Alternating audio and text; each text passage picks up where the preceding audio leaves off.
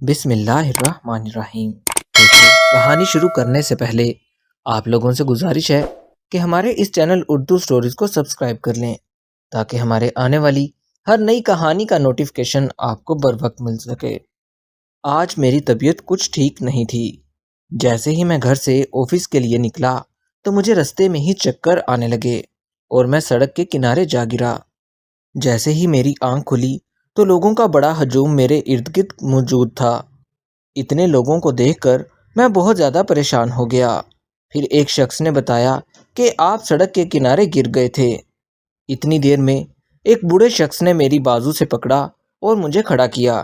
وہ شخص کہنے لگا کہ میرا گھر نزدیک ہے، میں اس لڑکے کی دیکھ بھال کر لوں گا۔ وہ مجھے اپنے ساتھ اپنے گھر لے آیا۔ اس بوڑھے شخص کی عمر تقریباً 80 سال تھی۔ وہ مجھے بتانے لگا کہ وہ ایک ریٹائرڈ پولیس آفیسر ہے۔ وہ بوڑھا انسان مجھے نہایت شریف آدمی لگ رہا تھا، ورنہ اس زمانے میں کون کسی کی مدد کرتا ہے۔ جیسے ہی میں اس کے گھر پہنچا تو مجھے اس کے گھر ایک خوبصورت لڑکی دکھائی دی جو کہ شاید اس بوڑھے آدمی کی بیٹی تھی۔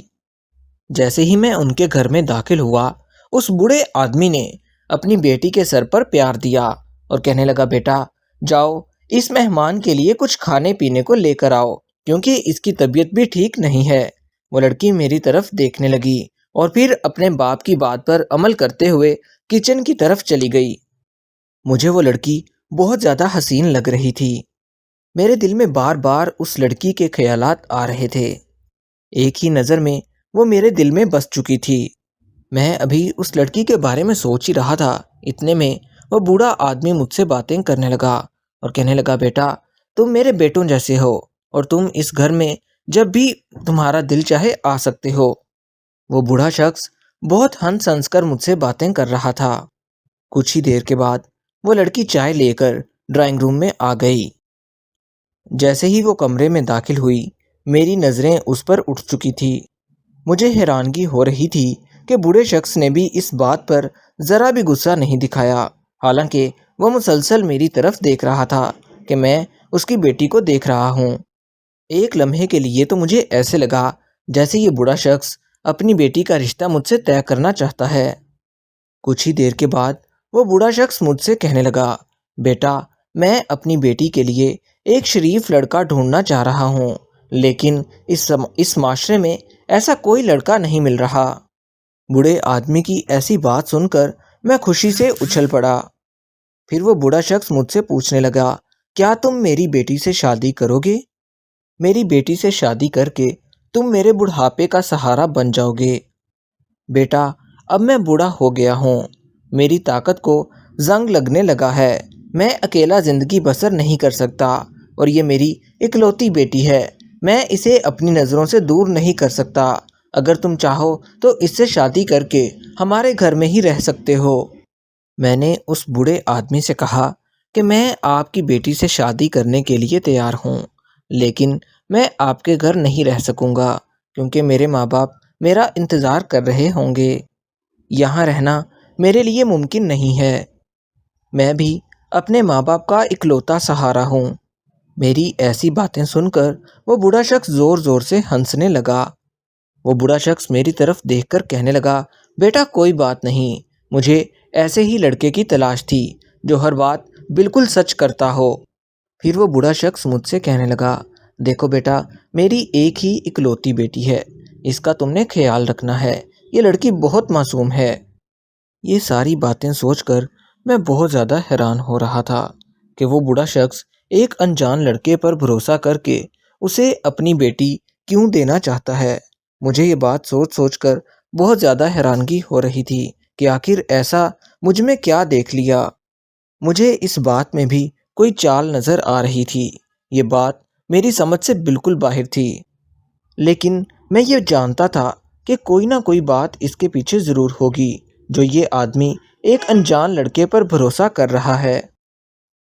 اس روز میں اس بوڑھے شخص کے گھر سے اپنے گھر واپس آ گیا۔ سارا معاملہ آ کر میں نے اپنے ماں باپ کو بتایا اور کہا کہ وہ بوڑھا شخص اپنی بیٹی کی شادی مجھ سے کرنا چاہتا ہے۔ میرے ماں باپ بھی یہ سن کر بہت زیادہ خوش ہوئے۔ میرا باپ مجھ سے کہنے لگا کہ ہمیں اس رشتے سے کوئی اعتراض نہیں ہے۔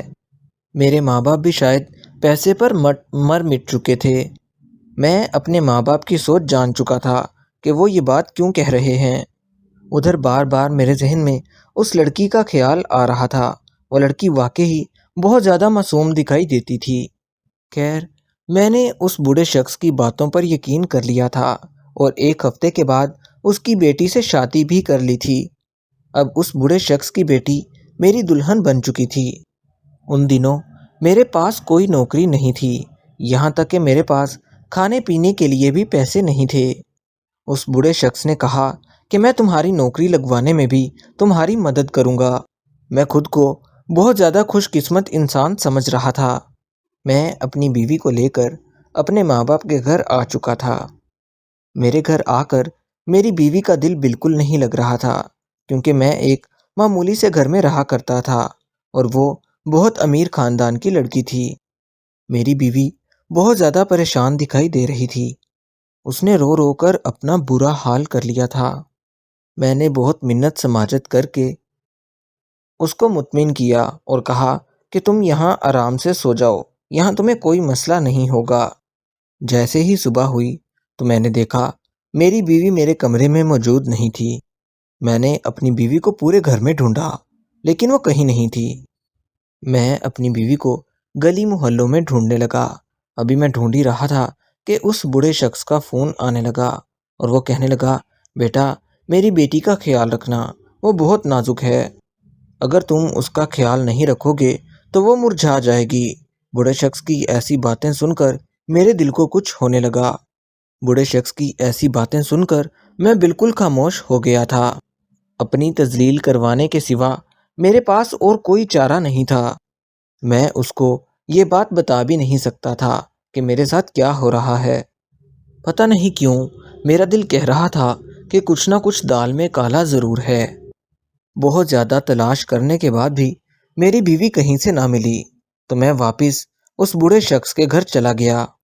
جیسے ہی میں اس گھر میں داخل ہوا، وہ بوڑھا شخص بھی بہت زیادہ پریشان دکھائی دے رہا تھا۔ میں نے اس بوڑھے شخص سے کہا کہ آپ مجھے حقیقت بتا دیں تو آپ کے لیے اچھا ہوگا۔ میں اس بوڑھے شخص سے اس کی بیٹی کی حقیقت جاننا چاہتا تھا کہ آخر اس کی بیٹی ایک ہی رات میں مجھے چھوڑ کر کہاں چلی گئی تھی۔ بوڑھا شخص بھی نظریں جھکائے اپنے کمرے میں بیٹھا بہت پریشان دکھائی دے رہا تھا۔ وہ میری باتوں کا جواب نہیں دے رہا تھا۔ پھر اچانک وہ بوڑھا شخص کہنے لگا، بیٹا میں تمہیں کیا بتاؤں، بعض اوقات اولاد اپنے ماں باپ کا سر جھکا دیا کرتی ہے۔ اس بوڑھے شخص نے مجھے اپنی ساری داستان سنا دی۔ وہ داستان سنتے ہی مجھے خود پر پچھتاوا ہونے لگا۔ وہ بوڑھا شخص مجھ سے کہنے لگا، بیٹا میری بیوی آج سے 20 سال پہلے وفات پا چکی تھی۔ میں نے اس لڑکی کو پال پوس کر بڑا کیا تھا۔ پھر وہ بوڑھا شخص مجھ سے کہنے لگا، بیٹا میری بیوی کا خاندان اچھے خاندان سے نہیں تھا، لیکن میری بیوی بہت زیادہ نیک دل تھی۔ لیکن جب میری بیوی کی وفات ہوئی اس کے بعد مجھے پتہ چلا کہ میری بیوی بھی اچھی خاتون نہیں تھی، کیونکہ لوگ اس سے ملنے کے لیے ہمارے گھر آنے لگے۔ اور بیٹا میں تمہیں کیا بتاؤں، میری بیٹی بھی اپنی ماں پر گئی ہے۔ میں اپنی بیٹی سے بہت زیادہ پیار کرتا تھا، لیکن پھر بھی میری بیٹی نے وہ حرکتیں نہیں چھوڑی جو حرکتیں اس کی ماں بھی کیا کرتی تھی۔ وہ بوڑھا شخص مجھے دیکھ کر کہنے لگا، بیٹا تمہیں پریشان ہونے کی ضرورت نہیں ہے، وہ جہاں بھی گئی ہے خود آ جائے گی، کیونکہ اسے بھی اپنی ماں کی طرح باہر کی ہوا لگ چکی ہے۔ بوڑھے شخص کی ایسی باتیں سن کر مجھے بہت اچھی طرح سے سمجھ آ گیا تھا کہ وہ لڑکی اچھی نہیں تھی۔ میں نے اپنی بیوی کو ہمیشہ کے لیے چھوڑنے کا فیصلہ کر لیا تھا۔ اس بوڑھے شخص نے میرے ساتھ بالکل اچھا نہیں کیا تھا، میری زندگی تباہ و برباد کر کے رکھ دی تھی۔ آج اس بات کو تقریباً 3 سال گزر چکے تھے، لیکن میری بیوی ابھی تک واپس گھر نہیں آئی تھی۔ مجھے یہ بات بہت اچھی طرح سے سمجھ آ چکی تھی کہ جو انسان جیسا دکھتا ہے ویسا بالکل نہیں ہوتا۔ اس لیے کوئی بھی فیصلہ کرنے سے پہلے اچھی طرح سوچ لینا چاہیے۔